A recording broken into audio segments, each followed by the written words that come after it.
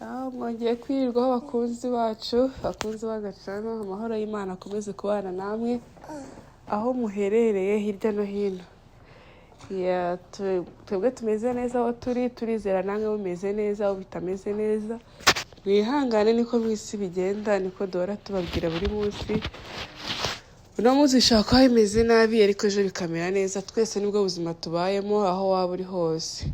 So kano kanya rero tugarutse ku gacano kacu, tugarutse mu mitako nanone.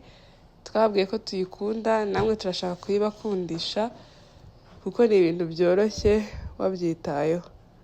Aka kanya rero tugiye kwiga noneho ukuntu wategura akavaze wenyine. Gategura akavaze waterekamo uturabyo twawe, yaba zino wakoze, yaba utwo wiguriye.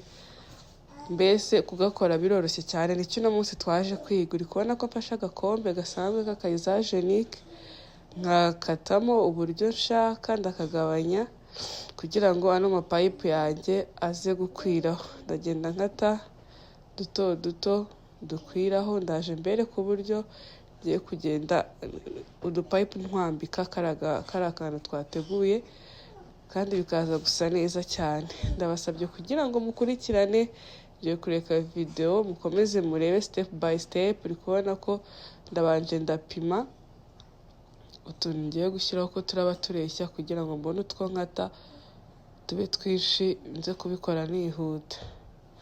Uri kubona ko nuko ndi kubigenda, ndi kuringaniza mvana hejuru manura hasi. Tuba dufitemo akantu kameze nk'agasinga, nk'udusingamo imbere. Ntago nyamenye ukuntu nayibasobanurira, ariko umuntu tuzi ni utuntu twiza cyane dukora imitako myiza.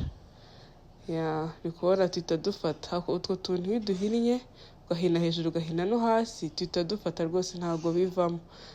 Dufitemo utwuma mo imbere. Kubona ko ndi kugenda nkata uduce bigiye bingana n'ukuntu uburebure bwo kuva hejuru no kugera hasi kuri kariya kantu kacu bungana. So guys, mube maso murebe, nshaka kuzabigerageza.